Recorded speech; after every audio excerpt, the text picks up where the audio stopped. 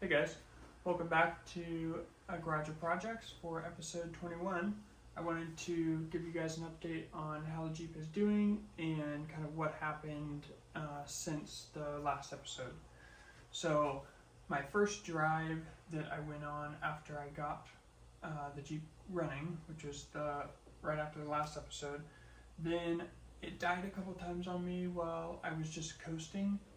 And I ended up having to adjust the throttle body to actually close the throttle plate a little bit more so that the voltage at idle was in the range that the computer was looking for. And then we had upper control arm bushings, or one of them was bad. Well, really the bolt had gotten really worn. But I did all four uppers and then replaced the bolts. And then I had to change this temp switch from what I had originally, which was a 1/8" pipe thread sensor or switch, and I had to go to a 1/4". Most brands or most types that are for sale are a 1/4", and that was only the one brand that I could find in 1/8". And the reason I had to change it is because it would come on at the temp I wanted it to, but then it just like wouldn't shut off until the engine had cooled down to like less than 100 degrees or something. So once it had come on while you were driving, then it would just stay on. So that wasn't what I was wanting. So I looked at reviews and they just had really bad reviews for that, so I just went with a different sensor and then drilled the sensor hole out and retapped it for 1/4. And then let's see, I think that's really the only issues that I dealt with. Oh, and the AC, yeah. So the compressor worked.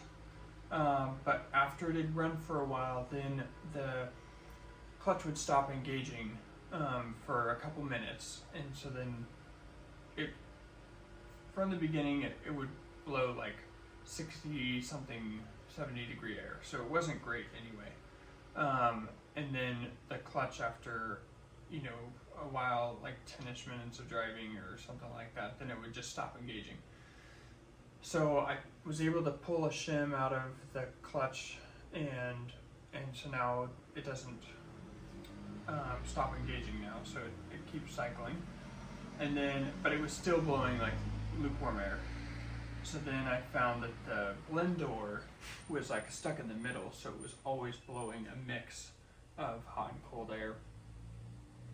So I got that swapped. It was like $18 on Amazon, got a new one in there, and now it blows 45 degrees.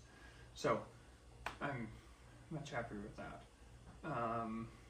And that has been, I think that's been all of the issues we've had. One thing I want to show you guys is how the engine paint is holding up. How I painted the exhaust manifold, so I want to show you guys that. This is, I roughly have like 860 miles on it since the rebuild, so not quite 1,000 miles, but we're close there, so you can kind of see like what things have aged well. Then I did that process for restoring plastic that where you just use like a propane torch and it makes it really black again. And so I wanted to show you guys how it looks now that it's been like 3 months, I think. And then I painted my brake drums, the rear brake drums, and to just kind of to see if they would hold up or if heat would make the paint flake off, because they come unpainted and you stick them on just like brake rotors. You put the brake rotor on and pretty soon the hat of the rotor is just all orange, rusty. And so anyway, so I painted the brake drums to kind of experiment to see if they would hold up. So I'll show you guys those few things and let you kind of see how things are looking after some time. Not a long time, but anyway, let's get to it.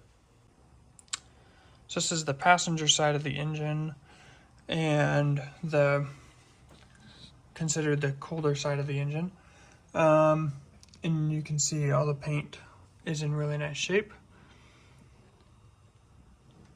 And then around the front here, this is to the hot side of the engine.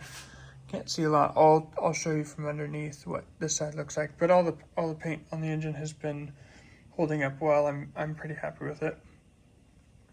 I'll crawl underneath and show you the next part. Okay, so here's underneath. You can see the exhaust manifold and intake. We're looking at the bottom of them right now. And all the paint is in really nice shape. The only thing that I've had kind of fail paint-wise is if you look at the collector on the exhaust manifold, you can see it's flaked a bit. And that's the only place that I've had paint fail. Oh, let me see, I can get focus there, like that.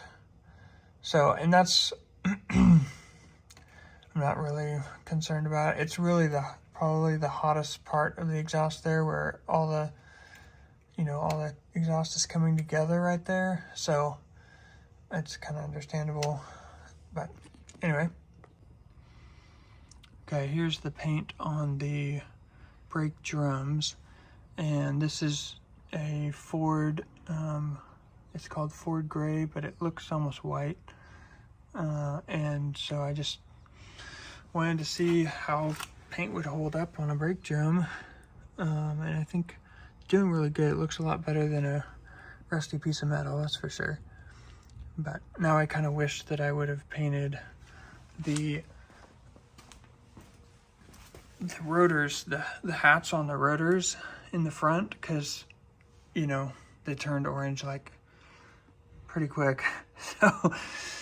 So anyway, but something to consider if you are doing a project is like, you can tape off the surface, the braking surface, and then just paint the hat. And some rotors even come with like a coating on the hat, which, if you don't know what I'm meaning by the hat, it's this portion here that the wheel mounts to. Anyway, it's called the hat of the rotor. And so you could, if you wanted to, paint it with something. I used the rusty metal primer, Rust-Oleum rusty metal primer, and then I used the Rust-Oleum Farm and Implement paint, and then they have like 15 or 20 colors from like Ford, Tractors, International, Kubota, bunch of different tractor brands. So anyway, that's that.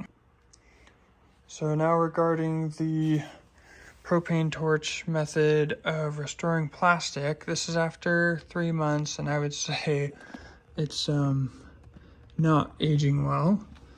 So, and some people I think I only did this maybe on some short videos. I don't know that I had this in my YouTube channel necessarily with the full videos. But I know some people mentioned that it was not a good method to use, but I wanted to try it, and I'm like, these aren't going to stay on the Jeep for much longer. Like once I start kind of converting this to be an off-road rig, there's going to be different bumpers altogether, so I wasn't too worried about if I messed up the plastic or whatever. But I would say that this method is not a good method. This is the second one I did, and I did it probably, I don't know, there was probably a month difference between this side and the driver's side, and it looks, this side looks significantly better, but I can imagine in maybe another month it's probably going to look more like this one. So anyway, I have like 2 different types of like a wipe-on plastic restorer, so I might give those a try. And then in the back, I haven't done anything with the back bumper. It has similar plastic pieces in the corners. So I may just use the plastic restorer, the wipe-on type on the back as well, and then see, how those age with not having anything, else done to them except for that. Whereas these ones, they've already had propane torch taken to them, and then, kind of see if the plastic restorer can do much with it or not. So I'll probably do that and then see how that turns out. Okay, so a couple things that I have left to do is, you can see I added these. These are just to help at lower speeds or when you're stopped, to help the hot air just kind of evacuate from the engine bay. And so I'm going to make some blanks to bolt in place of these during the winter months, so that I don't have rainwater coming in. And so that I should be getting the metal for those either at the end of this week or next week. And then I've got to do some work on the driver door. It needs a window regulator and the speaker and part of the door hinge fixed. So I've got some work to do on that door. And then, trying to think. That's. Oh yeah, and I've got to do some wiring for the reverse camera. So that's really kind of what I've got left. And then I'm just gonna keep driving it, and it's driving really good. I've got 860 miles on it so far, and it just drives nice. And so I need to get a longer trip on it though, because I really haven't gone very far with it. So I think this weekend I'm gonna try and make a longer trip and hopefully get better fuel mileage than what I've been getting running around town. So that's getting like 12 and a half miles per gallon. So it's really not very good, but get out on the highway for a while and it should get better. So anyway, thanks for watching, and I hope you enjoyed the update on where the Jeep's at. It's doing very good, and so anyway, stay tuned. We'll see you next time.